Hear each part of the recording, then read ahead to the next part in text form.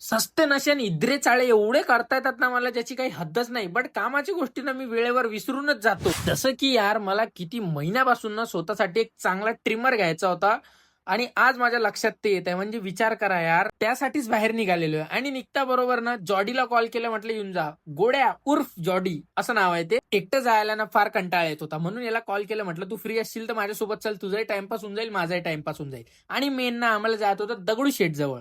कारण मी जेव्हाही मंदिरात गेलो ना, तेव्हा मी ती शॉप पाहिली. म्हटलं आज जाऊन तिथून ट्रिमर आणायचाच आहे. आणि हा सिग्नल ना एवढा डोकं खराब करते यार.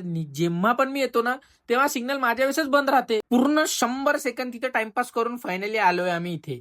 आणि ना सगळ्यात पहिले म्हटलं आलोय तर बाप्पाचे दर्शन घेऊन घेऊ, आणि मग आहेच आमचे जे कामं आम्हाला करायचे होते. आज जास्त गर्दी नव्हती, कारण ऑड डे ला गर्दी राहत नाही, मोस्टली थोडीफारच राहते. तेवढीच होती. आतमध्ये शूट करता नाही आला. या तुम्ही प्रसाद खायला. मस्त प्रसाद घेऊन आलेलो आहे आम्ही बाहेर. आणि हे पहा, ही ती शॉप. लाईन मध्ये लागल्यावर नेहमी मला ही शॉप दिसत होती आणि ट्रिमरही दिसत होते. म्हटलं जे पाहिजे ते बघू.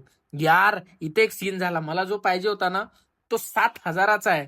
आणि त्याचा सीन असा ना की तो फक्त कटिंगसाठी यूज होतो, दाढीसाठी नाही. डायरेक्ट सांगितलं त्यांनी. आणि मग मी नॉर्मलच घेतला, तो नाही घेतला. आणि मला तो 7,000 वाला याच्यासाठी घ्यायचा होता ना, की तो वायरवाला होता, की त्याची चार्जिंग संपायचं कामच नाही.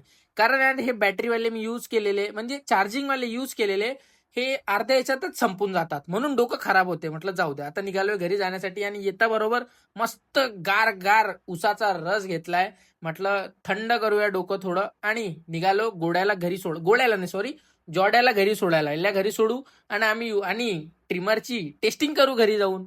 आलोय फायनली घरी. आता काय, आता फक्त ट्रिमर खोलून त्याची टेस्टिंग वगैरे करू. चला आजचा व्लॉग करूया इथेच एंड. भेटूया तुम्हाला उद्या. Bye bye.